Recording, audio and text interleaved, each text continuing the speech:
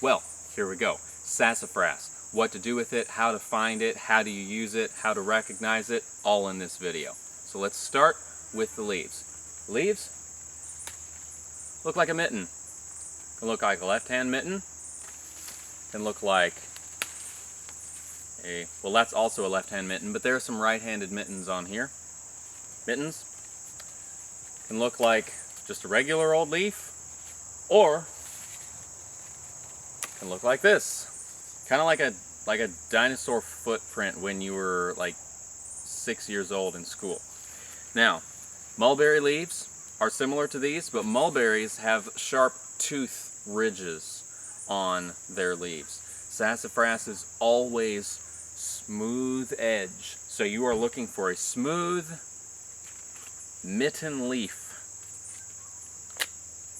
Yes, the leaves are edible. They have a, obviously a green flavor. Kind of like a very slight lemon gingery taste. I like to chew it, but just because it's fun, the idea of chewing a leaf. And if you chew it up, it becomes kind of mucilaginous or gooey in your mouth. And that is the first way to use this plant. This is the key ingredient, actually the only ingredient in filé, the filé powder that is traditionally used to make gumbo. Now you can also make gumbo with okra, and there are some recipes for making gumbo without filé or okra, but the oldest traditional recipes that I'm aware of use filé powder. And you take these, and everybody has their own way of doing them. I've never made them. I've never made filé powder. I'd like to, because you can use it. It's used to make gumbo, but you can also use it to thicken any sauce or soup or stew.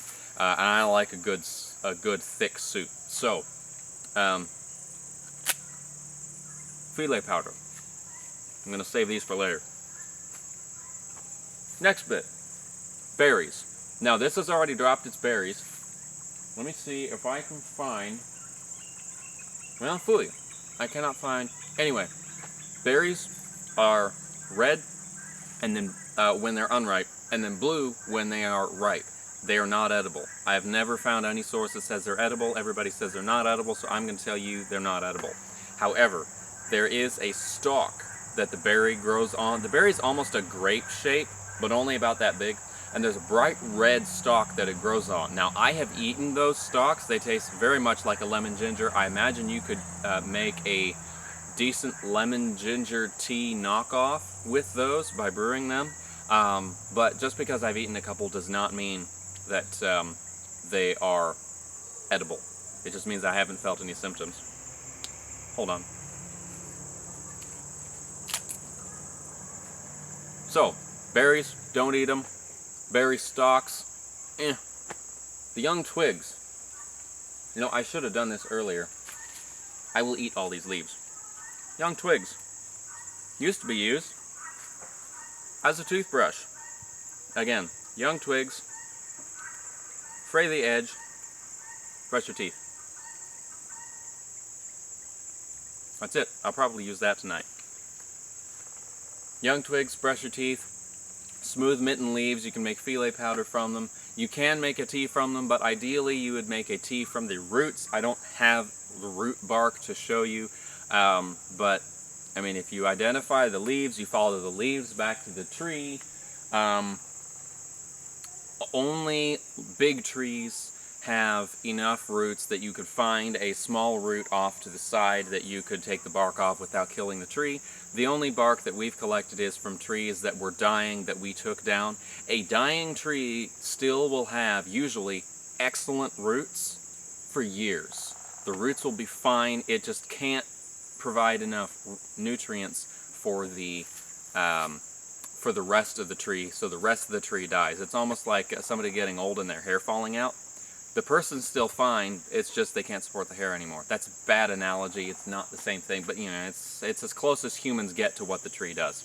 So, the bark, the root bark, you peel off you get off the dirt from the outer part of the root, and as you're peeling it away, you'll peel off the bark, and there will be the root, and inside the bark is this white strip. You take that. That is the original root beer. Now, way back when, I think it was in the 80s, people discovered that the essential oil in sassafras, called saffrol, now it's in many other things, things like dill, rosemary, also have saffrol, but they took the sassafras tree and said, sassafras has saffrol in it. Saffrol is a carcinogen. Therefore, sassafras cannot be used in root beer anymore because it's a carcinogen. There have been debates as to the accuracy of that study ever since. There are many people who still use sassafras. I am not concerned, but I am also not a health professional, and you cannot quote me as telling you that you can eat it without having any problems, because I did not say that. But there are plenty of recipes online if you want to use the root bark for root beer.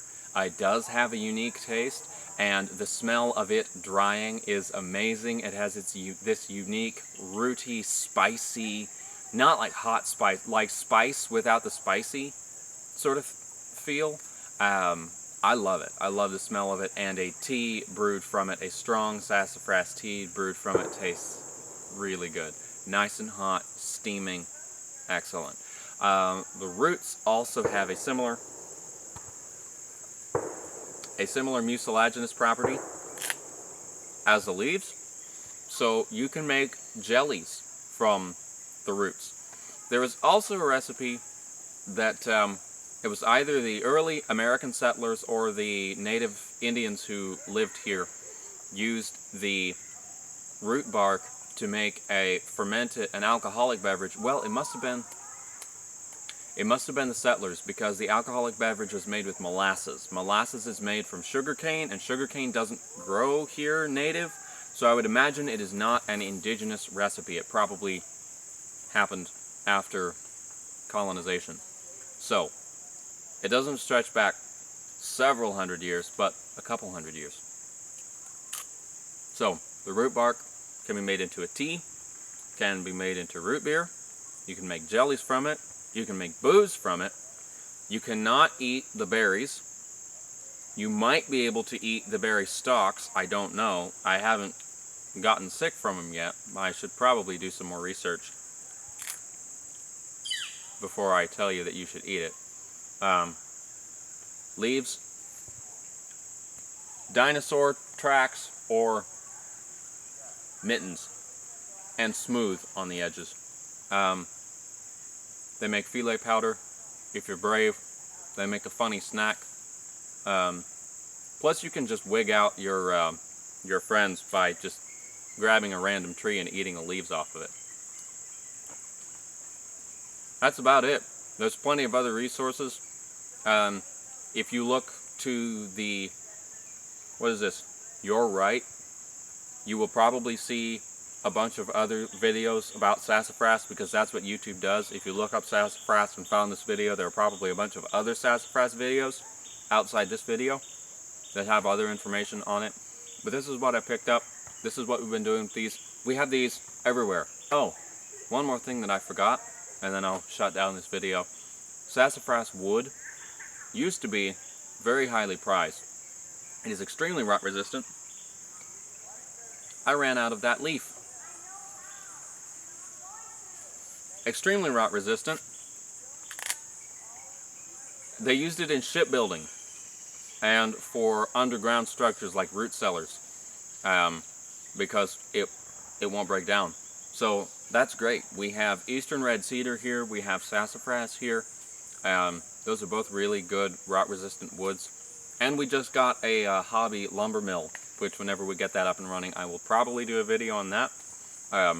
So we may be milling some of this. So I'm excited, and it's just fun eating leaves.